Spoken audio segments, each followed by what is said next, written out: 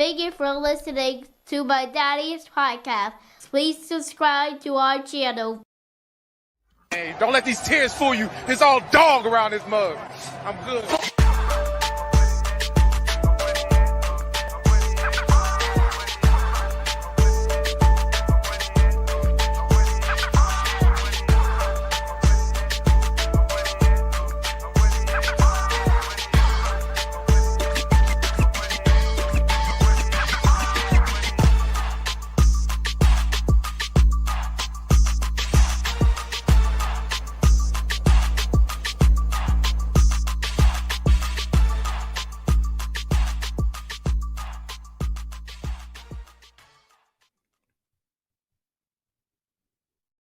Hey, what's going on, sports fans? What's going on, Who Dat Nation? It is yours truly, TJ Jones, and thank you so much for checking out a very special Super Bowl edition of the State of the Saints podcast and Saints Talk with Timothy J. Jones, and also the Gumbo Pie Sports podcast, all conjoined into one on this beautiful Sunday afternoon.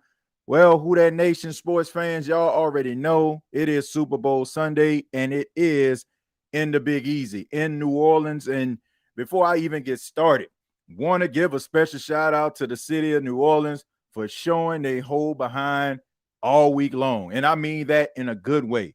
I said it on social media, and I'm going to say it here again for all those that did not hear what I had to tweet or see what I had to tweet rather, and that is that New Orleans is, in my opinion, is the best place for the Super Bowl. I mean, it was an amazing experience to see like all these different people out there at the game, you know, all getting ready for the game, media roll, man, it's just so crazy, you know, like everything is just so close. And New Orleans really did a really good job at setting themselves apart from the rest of the world when it comes to hosting the Super Bowl. So congratulations to the state of Louisiana, city of New Orleans, definitely showed up and showed out. This is the pregame show for Super Bowl 59. Kansas City Chiefs taking on the Philadelphia Eagles in a rematch from a Super Bowl a couple of years ago, where the Kansas City Chiefs were able to tweak out a victory, but the Philadelphia Eagles are looking for revenge. They look like a much better football team on paper this time around. They were able to get some rookies to contribute in their secondary. They got Saquon Barkley, one of the best free agent acquisitions that you're ever going to have. And you also have Jalen Hurts playing at a high level when it comes to his completion percentage. Touchdown interception ratio this season is part of probably some of his best numbers that he has ever put up in his entire career. But this should be an exciting game, man. It's going to be an exciting game. I think a lot of people are going to be excited about this, man. You know, I'm not going to waste any time because there's a few other topics that I want to discuss. Some topics pertaining to the New Orleans Saints. Of course, we got some news about the head coaching search. We're going to be talking about that. But let's go ahead and get into this game. Once again, I mentioned the Philadelphia Eagles, Kansas City Chiefs. They played each other a couple of years ago in a Super Bowl thriller. It kind of came down to the wire, and both of these teams, they deserve to be in this spot. Both teams have shown that they are the best in the league in their respective conferences, and this was no mistake. I mean, you look at the Philadelphia Eagles, they put foots in the Washington Commanders, I mean, on their way to the NFC Championship game. And as far as the Kansas City Chiefs, they had to work a little bit harder, but nonetheless, they were able to get in. Patrick Mahomes looking for that three-peat, 3 consecutive Super Bowls in NFL history. This will be the first time that this has ever happened. And you have Jalen Hurts, who knocked on the door of a Super Bowl a couple of years ago, wants to finish his story and become a Super Bowl champion. So who do I feel like is going to win this football game? I think that the Philadelphia Eagles are going to win this football game because I feel like the Philadelphia Eagles are a better football team. I think that this is going to be one of those games where Travis Kelce is probably going to be a huge factor in the game. But I just think that the Philadelphia Eagles, they can run the ball really well. They got weapons on the outside. And you also have Jalen Hurts that can make plays with his legs. And then you have that offensive line. It's going to be tough for the Kansas City Chiefs to continuously get pressure on Jalen Hurts. I can't see that happening. I don't think that they're going to get blown out. But I do feel like Philadelphia is going to do enough to win this football game. Me personally, I'm not a real big fan of Philadelphia Eagles fans. I'm not going to say the team. They did nothing to me. But the fans, man, like, man, I'm just saying, like, some of these fans out here, like, I just wonder, man, do they have any life other than football? I mean, when you see like some of the things that happen after their games out there in Philadelphia, antagonizing other fans, and like, I just don't understand it. Like, I get you have passion for your team. I get that you love your football team, but some of these people, that root for the Philadelphia Eagles, I can do without, right? But they do have a good football team, and I think they're going to win this football game. I think that the Kansas City Chiefs are going to do some things well. I think that they're going to be able to work the middle of the field. I also think that Andy Reid is going to be able to draw up some plays. Should be a good battle of the wits between Vic Fangio and Andy Reid. They both have experience going up against each other during the times when Vic Fangio was the head coach of the Denver Broncos. So these two are very familiar with one another. Now, Andy Reid got the best of that matchup more times than not, but Vic Fangio, when he is focusing solely on defense, he's one of the best in the business. And I expect for him to bring that type of defense to the Superdome to try to get a victory in a Super Bowl championship for the Philadelphia Eagles. Let me go ahead and read some of your comments. But before I do, I want to acknowledge the fine folks at BETUS on this Super Bowl Sunday. You can bet with BETUS. Sign up today. Get up to 150% on your first deposit, up to 125% on your second and third deposit, up to $2,000. Use the promo code YouTube150. That's YouTube150. Please, pretty please, hit the like button if you are here. Hit that like button. If you enjoy the State of the Saints podcast, Saints Talk with Timothy J. Jones, the Gumbo Pie, wherever you're watching it, please hit the like button. It helps the numbers to grow. It helps the channel to grow. And I'm just asking everybody to do their part. All right, but let's go ahead and read some of your comments, and then we'll go to the next topic at hand. Let's see. Thomas says, I appreciate it, family. Zach Bond finna have a damn game. Yeah, he's going to have a damn game if he guarding Travis Kelce. He's going to have a good game. But, man, I'm looking at the TV right now. It looked like Lady Gaga in the middle of Bourbon Street, like just having a performance, man. Like they basically turned Bourbon Street into a red carpet. I mean, the street looks completely different. I mean, it's amazing what a big time event can do for a city. I mean, the concrete look immaculate. I mean, the street itself look immaculate.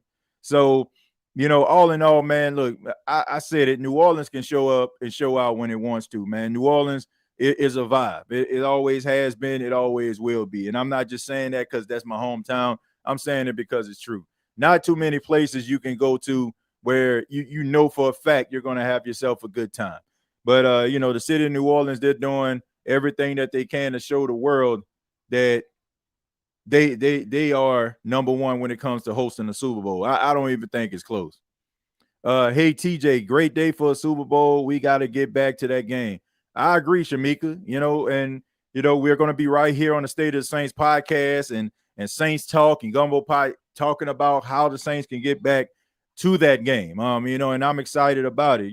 The Saints are embarking on a new journey, a new wave, so to speak, a new culture. And that basically leads me to my next topic that I want to discuss. As a lot of people already know, Kellen Moore will be the Saints head coach after this Super Bowl. We know that Kellen Moore is the offensive coordinator of the Philadelphia Eagles, and he has done a really good job with them, really putting together that offense, utilizing Saquon Barkley and all of their weapons, and now he's going to have an opportunity to be a head coach. He's 36 years old. I mean, he's been offensive coordinator since 2019, if I'm not mistaken, and now he's going to get opportunity at being a head coach.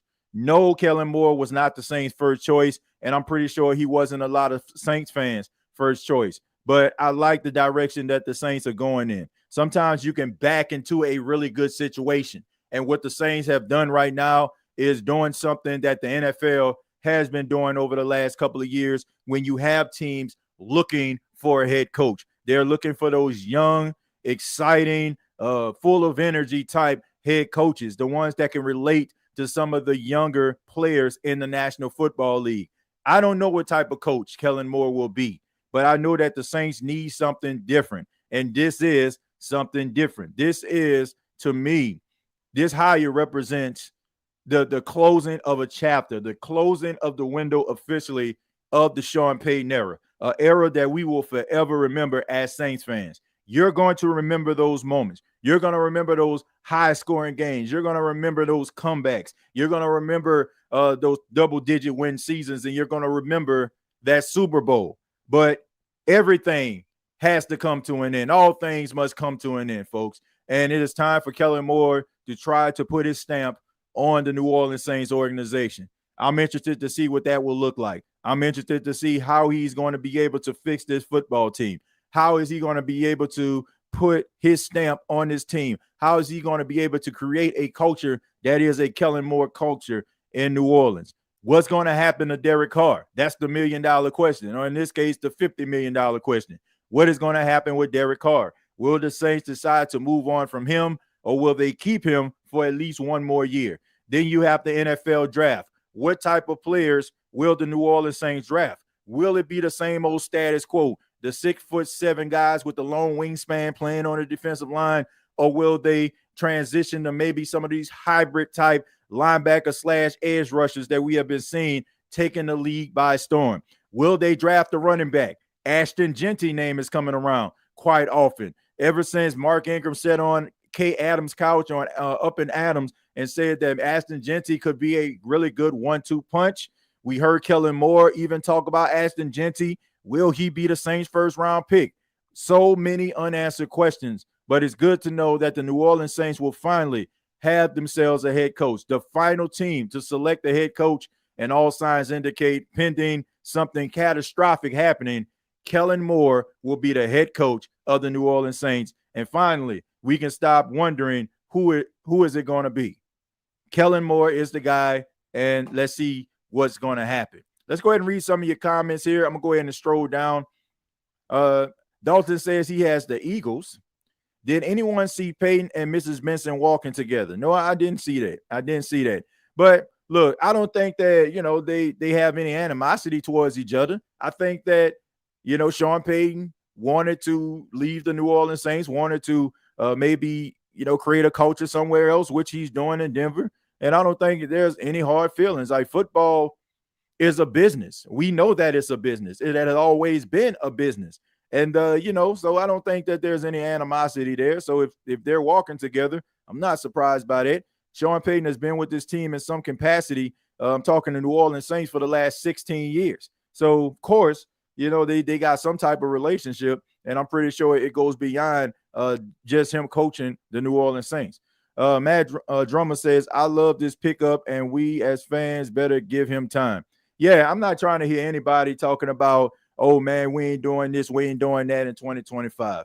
We understand the salary cap. We understand the aging players, and we also understand that Rome wasn't built in a day. And if you're not, then you probably need to woosah, take a deep breath, and understand that maybe, just maybe, things won't work out the way that you want them right away. But if the Saints can make some really good decisions, they can go out here, draft really well, make these tough decisions like maybe letting go Derek Carr, eating that salary, and trying to win or try to build something with some of these young players. You got to give this man time, and I'm willing to do that. I'm just excited to even be talking about something that's different. Like, ever since I've been doing this podcast since 2018, it's pretty much been the same old, song and dance, the same old type of practices that have been going on around the New Orleans Saints since I started the show. So all I'm saying is it's good to see something different. It's good to see something fresh. And it's also good to see something unpredictable. Like, I don't really have to prep that much about doing the State of the Saints podcast when it comes to talking about the New Orleans Saints, because if you've been following this team long enough, you kind of know the way that their mind frame works. It's good to see that there's probably going to be a little bit of a different philosophy, something completely different that we're not used to, and we can have some different conversations, not the ones that we seem like we've been having for about 7 seasons now. All right, let me go ahead and stroll down to Shamika. She says, I'm excited for the new blood of this organization. Hopefully they give him the keys and allow him to do what he needs to do, and that's to get wins. Yeah, Shamika, look, that's one thing that Mickey Loomis did say. He said that he was going to give Kellen Moore time. He was going to give him, the opportunity to be able to select his coaches. You don't have to worry about that when it comes to Mickey Loomis, like you would with Jerry Jones, who wants to pick everybody. He wants to pick the coach, offensive coordinator, defensive coordinator. He's allowing, I'm talking Mickey Loomis, he's allowing Kellen Moore when he comes in to select his coaching staff. So that's a good thing. That is a plus. So as long as he can allow this man to coach the way that he wants to coach and get the players that he wants to get, I'm okay with that. Don't jump in, don't intervene. Allow this man to coach. If you have elected him to be the head coach, let him do so. I really didn't care who was getting. I just don't want another Sean Payton coaching tree. Well, Dalton, you're not getting that, so that's a plus. So it's going to be completely different. Like I just said, it's a completely different vibe. It's a completely different look. And I think that we should be appreciative of that. I mean, it's exciting. Like, I'm really excited to talk about this team, now. Like, even though they had one of the worst seasons, in recent memory, I'm still excited about talking about this football team because it's something different. And I know that the way that Kellen Moore is going to approach this team and approach the day is going to be different. So with that, I'm just excited to be able to talk about it. If it's up to me, Buddy would be out of a deal. I guess we're talking about Derek Carr. Me too. And also, man, I think there's a lot of people been talking about this, Tama, and I even mentioned this on the last episode.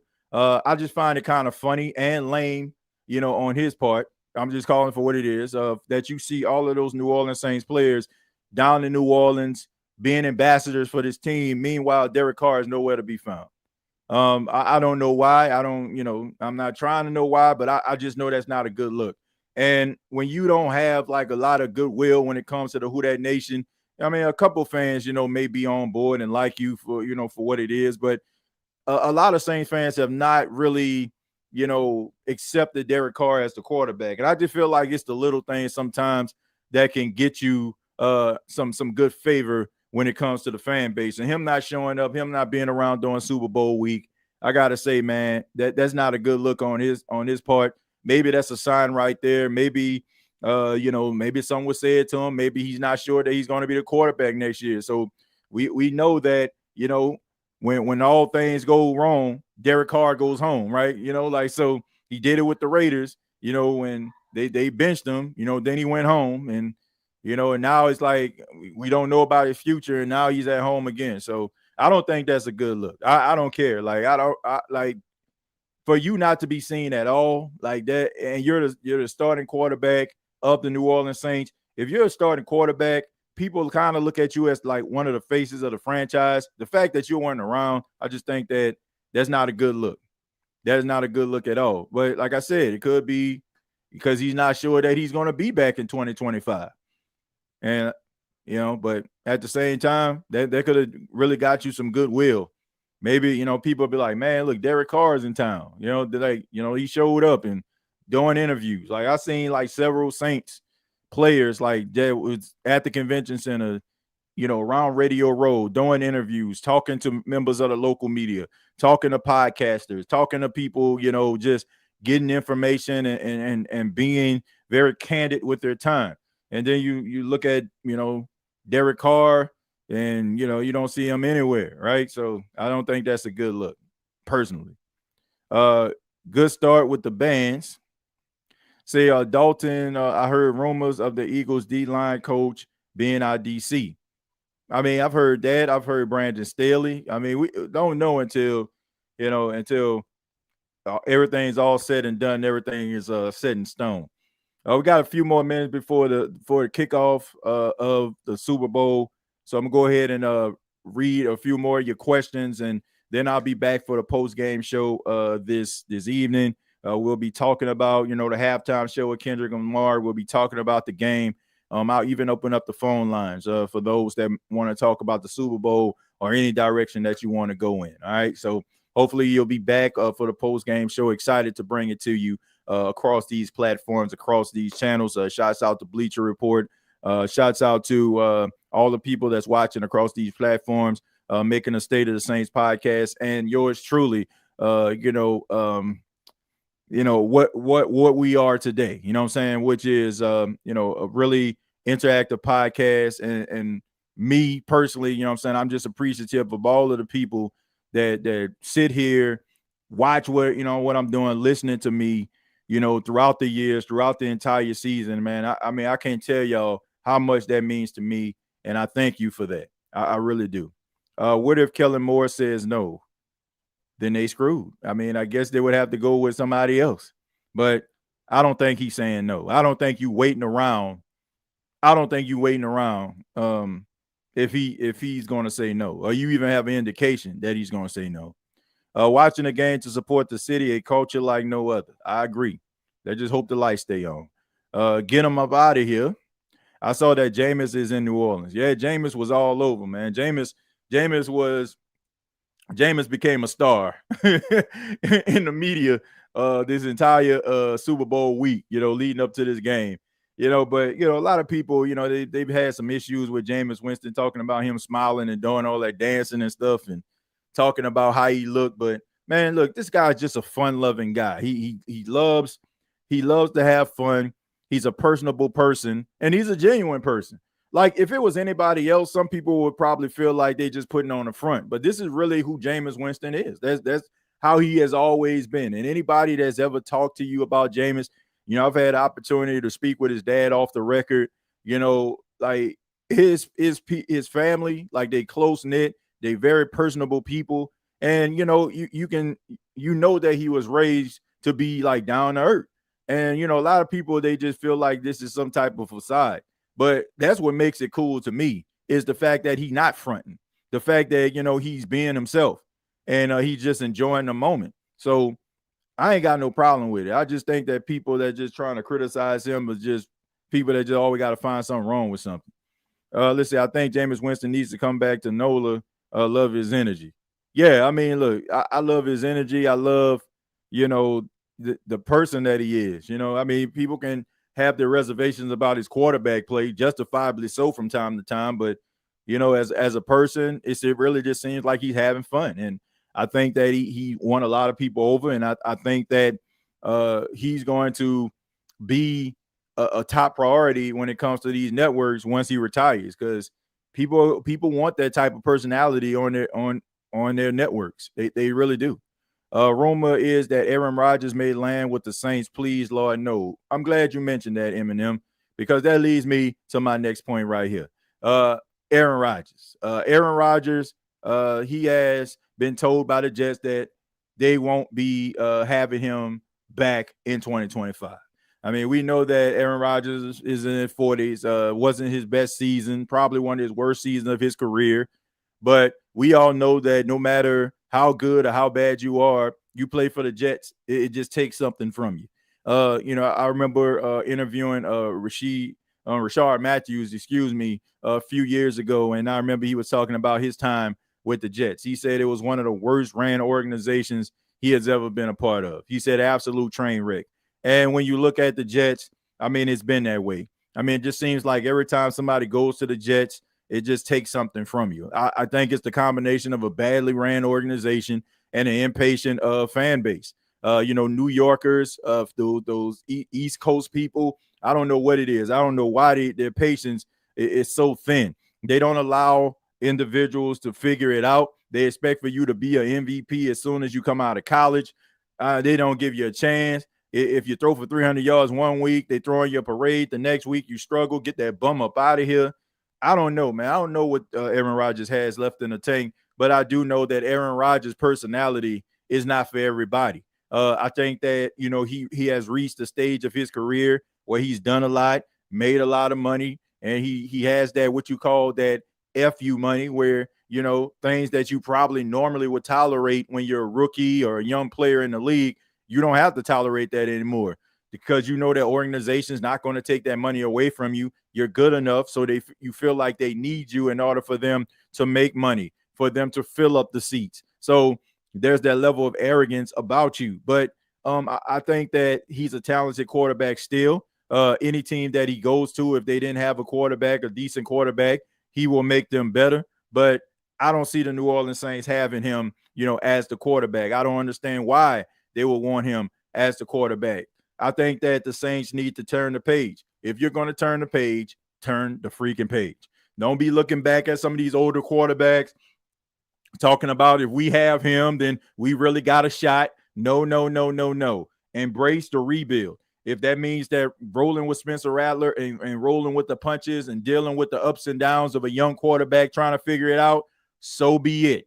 But don't be trying to get up in here with no Aaron Rodgers talking about we trying to be competitive. We got a chance to win it all. You don't. All right. Maybe in a couple of years, but the way that the salary cap is structured and a lot of these players that are aging, you're not close. All right. So I think that you need to embrace that. Have these young guys be able to buy in, combined with these veterans that can be able to mentor some of these young guys and just try to do the best that you can in 2025. No need for you to go out here and get Aaron Rodgers and try to get Aaron Rodgers to, make you believe that you actually going to win something, only for you to just probably just get bounced out week 18 of the season or in the first round of playoffs. I mean, to me, I just think that that's pretty much setting you back. Look, if you go out there with Spencer Rattler right now in 2025, and let's just say he has up and down season, you're picking somewhere in the top 5, top 10, then you probably are placed somewhere where you can get your quarterback of the future. If he pans out, then guess what? You got your quarterback of the future. So it's a win-win situation. No need for you to go out there trying to roll with Aaron Rodgers' old tail. Those are the type of teams that feel like maybe they like a quarterback away. Like, it wouldn't surprise me, maybe like it's somebody like the Vegas Raiders who would probably go after him or something if they can't get Russell Wilson, or one of those teams that feel like maybe you put him in the right situation, maybe he'll be able to succeed. But the Saints don't need that. The Saints need to acknowledge what they are right now, which is a team that is trying to rebuild and trying to become a contender once again. I just feel like putting Aaron Rodgers on your team, you're basically just having a false sense of reality, something that the Saints seem like they've been having over the last couple of years. I'm not down with that. All right. I love this feel of the new look, Saints with Kellen Moore at the helm. Well, look, I can't say I love it. I know I get what you're saying. You're saying that you're extremely excited about it. I don't know. Like, I can't say that I love it because dude wasn't my first choice in my eyes. I don't think he was the Saints' first choice. Like, bump me. Like, I ain't got nothing to do with it. All I'm saying is he wasn't the Saints' first choice. So I don't know what this thing going to look like. But I do echo your sentiments when it comes to the excitement level, the excitement of the unknown. Like, that's the exciting part about it. Like, the fact that I wake up being able to break down Saints football, not really knowing how it's going to be approached with a new head coach, with a new philosophy, something that is different from the philosophy that we are grown accustomed to or have been grown accustomed to with Sean Payton, or anybody that kind of resembles that of a Sean Payton. A few more, then we're going to go ahead and roll, and I'm going to let you all go enjoy the game. Rodgers is going to the Vikings. I don't know about that, man. I think Dalton, they might end up rolling with J.J. McCarthy. He was on the right path, before he got hurt. Everybody was singing his praises. They were talking about how excited they were, the way he was throwing the ball, the accuracy, the ball barely ever hitting the ground, his decision-making, et cetera, et cetera. So I do feel like they're probably going to roll with J.J. McCarthy. Sam Darnold, I don't think he's under contract with them after, next year. So I think that he would probably be an unrestricted free agent. If he's not, then they probably can use him as trade bait to be able to get some more draft capital. But I think they're going to roll with J.J. McCarthy, man. I know that, he ended up getting injured and, people kind of forgot about him. But I think that the Minnesota Vikings are high on J.J. McCarthy, and I think he's the future of their franchise. TJ, you think Debo got anything left in the tank? Yeah, I think he got plenty left in the tank. I think that he's just as talented as he always been. I think that maybe, he needs to work on his conditioning. I don't know, seemed like, dude ain't as conditioned, but, he's always been a big physical guy. I think that, any team would be glad to have somebody like that. If you're asking me, do the Saints need to maybe try to make a trade for him or something? No. Like I don't think the Saints need to make a trade for anybody. Like no Cooper Kupp, no Aaron Rodgers, no Deebo Samuels. Right? Roll with what you're rolling with. Draft who you're gonna draft, and try to make the best out of that situation. Maybe add a couple guys in free agency. Not somebody that just so wild and crazy like you have to exhaust your spending, but people that can actually fill a void, that can actually give you something on the field. But I don't think that the Saints need to make no extravagant spending. All right, no extravagant spending, in my opinion. Like basically embrace the rebuild in 2025, and then you can be buyers in 2026 because your salary cap situation is much better in 2026 than it is in 2025. So I just say let it ride. Like get rid of all the dead weight. Get rid of the Derek Carrs and some of these other veterans that you probably feel like more than likely they won't be on your team in 2026. Let them go a year early than a year late, and just embrace the team with these young players. And get some coaches in here that can develop some of these guys, see if they really have something. Like see if Isaiah Foskey can turn a corner, see if maybe Brian Brzee can turn it up a little bit more from those 7.5 sacks. Maybe add another defensive player. Get rid of guys like Nathan Shepard that just taking up space and time. Like make the team better. Like put the brush it up a little bit. All right, you can't really paint the whole room, but what I'm saying, you can make the wall look pretty good right here, right? You can start with the wall over here, and then when we can get enough paint, then we can get the room and have it looking pretty immaculate, right? So that's what I feel like the Saints need to do. Like just put the seeds in place for something that can actually grow into something beautiful in 2026. But we will be back once again for the post-game show.